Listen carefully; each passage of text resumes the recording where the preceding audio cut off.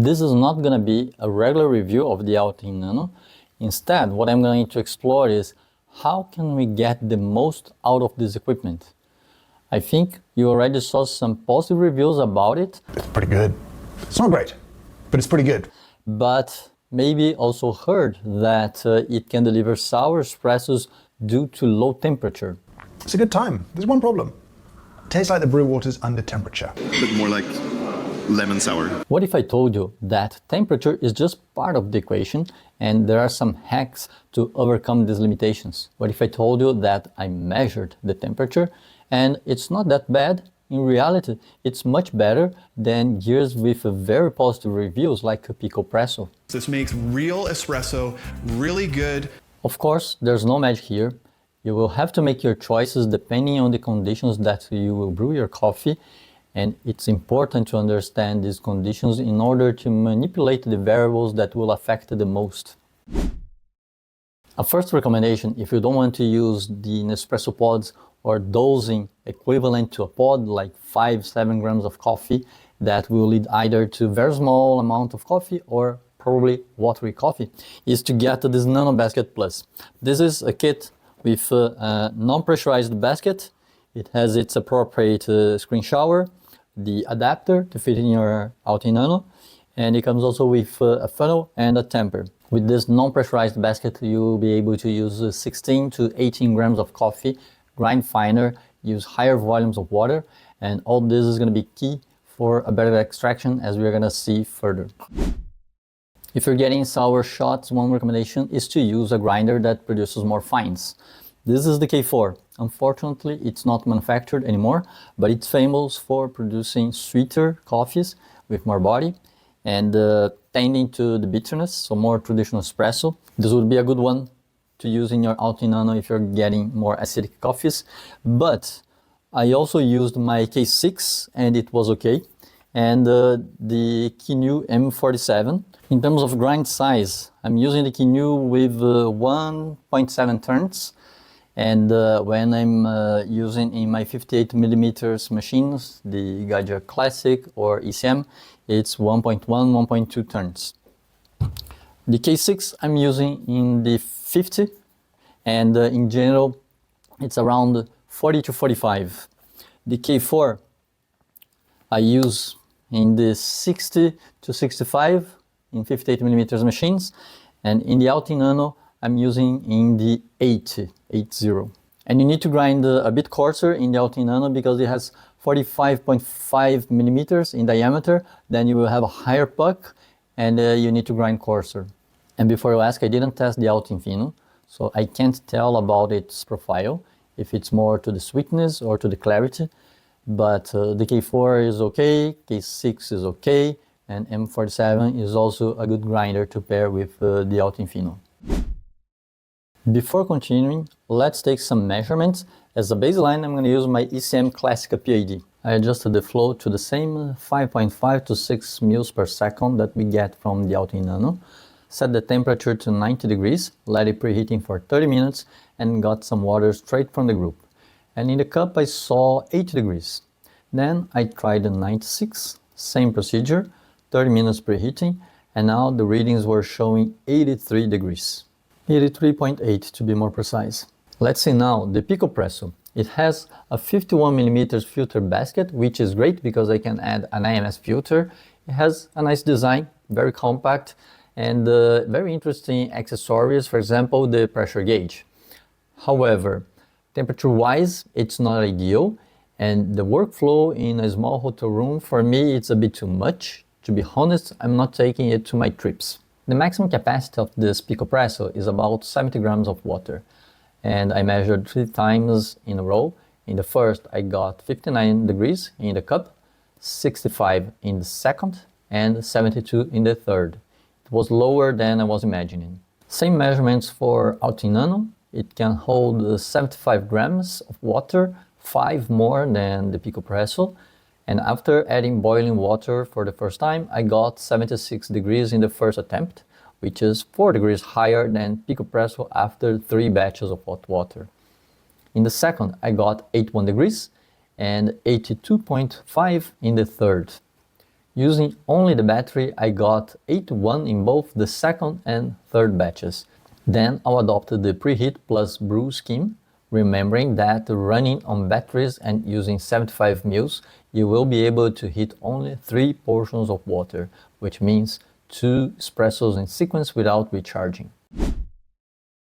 If space is not a problem, I have this portable electric kettle that will heat the water up to 93 degrees.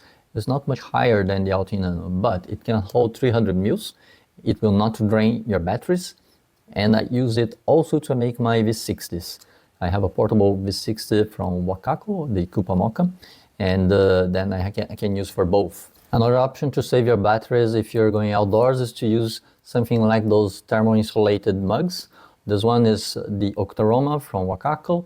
It comes with the Cuppamoka kit, but I also have this generic one. They both work well, and if you fill completely the mug, it can hold the hot water for maybe 4 to 6 hours. And even if it's not perfect, only by keeping the water warm, it will save a lot your batteries and allow you to make more than 2 or 3 shots. And don't worry, because I'm going to put the links in the description for all the products that I'm mentioning, okay? Knowing the temperature limitations doesn't mean that I can only use dark or medium dark roasts. Not really. I mean, this is very personal, but I did quite a lot of shots using a medium light Ethiopia. I thought it would be challenging enough, but in reality it wasn't. I got very good shots with this bean. The workflow to prepare the puck is not bad. I just don't like the WDT that comes in the kit that looks like a paper clip. Then I developed a portable 3D printed version to carry in the original case. In this extraction, I ground a bit finer than I should, and the extraction took 1 minute and 18 seconds.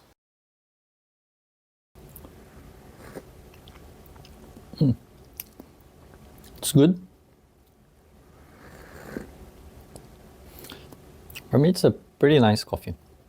If these coffees were nice and not lemon juice at all, why Hoffman got some sour shots? Then I decided to test the small filter. Okay, so it was in about 15 seconds, 19.8, similar recipe.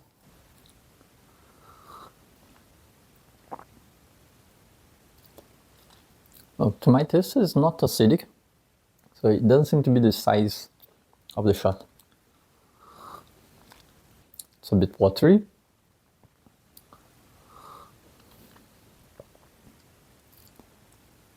Yeah, so maybe it was the bean. Then I decided to test a Kenya roasted by Coffee Collective in Denmark. In my perception, very light roast, challenging even if in a machine like my ECM. And in the label we can see acidic and oily aroma of blackcurrant, plum and marzipan. In this small basket it was sour, but not lemon juice in my view. For those who like a classic Italian espresso, yes, it would be unpleasant. In the larger basket, I managed to get a better shot, probably due to the larger volume of water, but again, I went extreme. I don't think this Kenyan should be the reference. And this is the first limitation if you are more into classic espressos. I wouldn't use a very light roast, a Nordic roast, maybe a medium light. And even more important, if you're not willing to sacrifice body to minimize the acidity. Longer shots and pre-infusion will lead to less body in the cup. Okay, so what can we do to get better espressos from the Outin Nano if we think that it's acidic? Let's remember that when we extract a shot, first we get the sourness, then the sweetness, and finally the bitterness. And if we want to move into the direction of the bitterness, if our coffee is a bit sour, we need to increase the temperature, grind finer to have more contact time, and we can also increase the ratio. And the opposite is true. When our coffee is bitter, we can reduce the temperature, grind coarser, or reduce the ratio. To avoid sourness, I tested 3 strategies and a combination of the 3. The first test that I made, considering that you have access to hot water in your hotel room or in the office, for example, was keeping the lid open and adding more water for longer extractions. These 75 grams is sufficient for a 1 to 2.5 ratio maybe. And if you're using a fermented coffee or more acidic coffee and want to extend it to 1 to 3, for example, then you will need more water. But if you're more into velvety or ristrettos, then choose the classic beans. The second strategy that I used was grinding a bit finer and pre-infusing. I'm using boiling water, then I'm gonna double tap to start the pre-infusion, then I'll press once to stop, I'll let it soak for 10 seconds, then I'll double press again to restart brewing.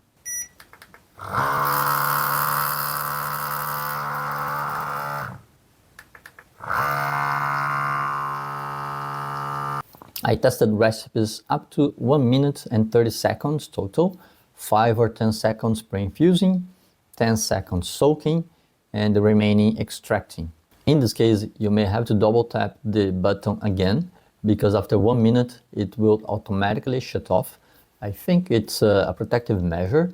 Then I would recommend to grind fine enough to stay within this 1 minute range and not much longer. And more than that, you may have channeling. You know, that bitter and sour, salty, or astringent espresso. In general, this is because of channeling. With more acidic profiles, my experience was that the most efficient strategy was grinding a bit finer, pre-infusing, increasing the extraction time, and also increasing the ratio. And if it's still acidic, you can prepare a solution of sodium bicarbonate, baking soda, and add 1 or 2 drops to your cup. To make the solution, you need to add 7.6 grams of sodium bicarbonate to 100 ml of demineralized or deionized water, or the water from your zero water. Then put it in a dropper or in a bottle, take a syringe with you, and add to your kit. The concentration in this formulation is very similar to what we see in the Lotus water drops. That's a perfect segue into the effect of water in coffee. I don't know how selective you are with the water in a short trip. You may be using tap water, which is totally fine. But if you think that suddenly the complexity disappeared or your coffee is sour, it may be very well the water that you're using. Hard water will neutralize the acidity, but will also mute the organic acids that are responsible for the flavor in your cup. Soft water may be perfect for your coffee, however, it may also allow the sourness to flourish more than you wanted. In case you didn't see, I made an experiment with 4 types of water. One with 0 minerals, the second was a soft water, the third a hard water, and the fourth an even harder. I'll leave a link in the description and a card here for you to check the details, but long story short, it makes a big difference. In an ideal world, we should use a water with the same composition used by the roaster, because he or she developed the profile for the water that is being used in the roastery. But in a trip, I always try to use a soft water, something with a dry residue around 50, always below 100. Or sometimes you will see the amount of carbonates, HCO3 in the label. And again, I try to keep below 100. But don't take too serious those 100 or 50 in dry residue or carbonates. It can be a bit more or a bit less, okay? It's just because it's an easy number for you to memorize when you go to the supermarket. Then if you think that you're using the appropriate water and it's still a bit acidic, you may add 1 or 2 drops of this solution with sodium bicarbonate. Adjust to your taste. It doesn't need to be 1 or 2.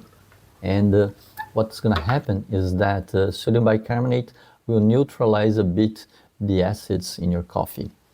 However, remember that it may also mute the complexity in your cup. If you want to know more about water for coffee and these solutions of minerals, I'm preparing a second video about it, and I will also show you how to prepare the Lotus water drops at home. But if you want to go even deeper, I'm recommending an online course from the coffee Chronicler. I bought it a couple of months ago. It's $40 or $50. And as usual, the link is in the description. What if I don't have access to hot water? Well, then you won't be able to go much beyond the 1 to 2.5 ratio. You will still be able to grind finer, to pre-infuse, to add this sodium bicarbonate solution, but if not sufficient, you will have to avoid the more fruity beans. Before I forget, this Outin Nano, the 16-gram basket kit, and the case were sent by Outin for my review. They didn't offer. I asked if they could send me, despite being a small but growing channel, and they agreed. The reason I asked is because I was interested in this product for a long time, but I was postponing because I already spent a lot in this hobby, and I already had a Picopresso. But I was confident that this could be my new go-to portable method, and I wondered why not asking. But obviously they didn't have access to this video before you. They didn't have a say on the script, highlight, etc. Same standard procedure that most of the content creators adopt. And as usual, they also gave me a coupon, Espresso Hackers, for you to get 10% discount in your purchase. And I will get a small commission as well if you buy using this coupon.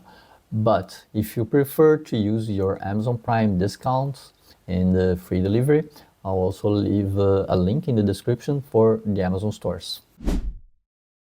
But let me share a few other details that I would like to mention. One, according to the manual, it's not possible to recharge and extract at the same time. This is a 25 watts charger.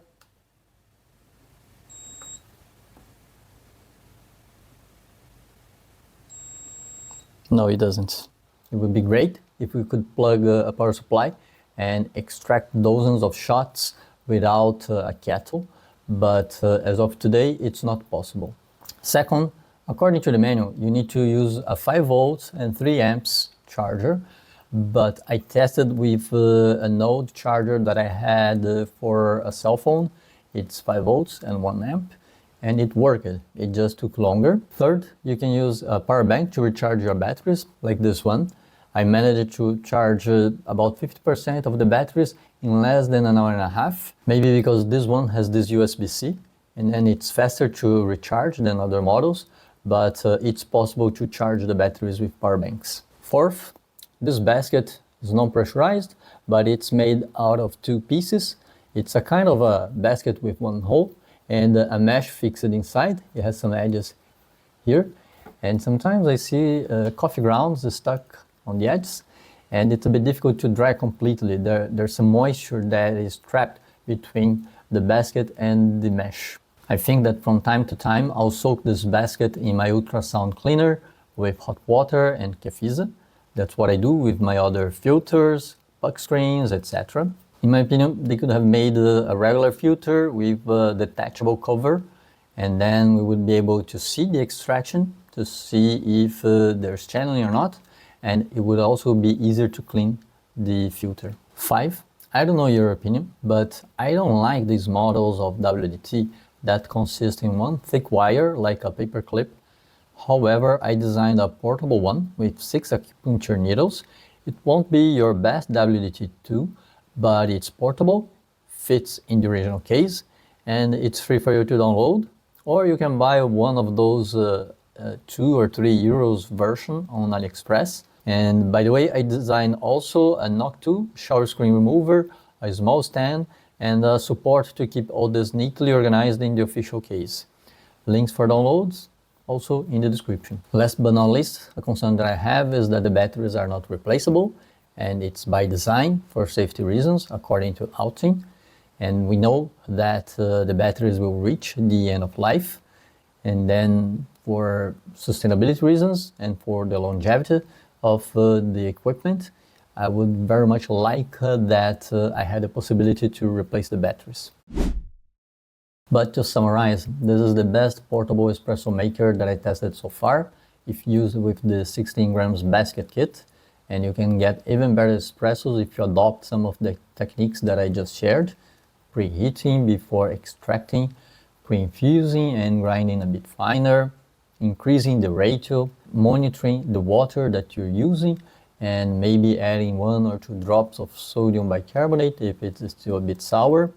And if you have access to, and if you need to, you can use a grinder that produces more fines if necessary. To my level of exigence today, and I need to say today because we only get crazier in this hobby, I'm very satisfied with the shots that I'm getting out of this gadget, and I'm certainly taking it more frequently to my trips. If you try those hacks and they improve the espressos from your Outin Nano, or if you have other tricks, please let me know in the comments down below.